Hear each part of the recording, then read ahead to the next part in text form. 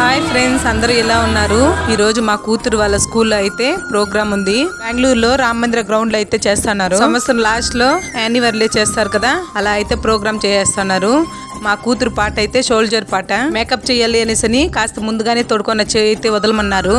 ఈ రోజు టీచర్స్ అంతా ఎంత అందంగా ఉన్నారో, ప్రోగ్రామ్ లో ఉన్న పిల్లలందరూ ఎంత చూడముచ్చటగా ఉన్నారు. మా అమ్మాయి మేకప్ అయితే అయిపోయింది. డాన్స్ వేస్తామనే సంతోషంలో బ్యాగ్ ఎక్కడో వదిలేసింది. షోల్జర్ పాట అయితే స్టార్ట్ అయిపోయింది.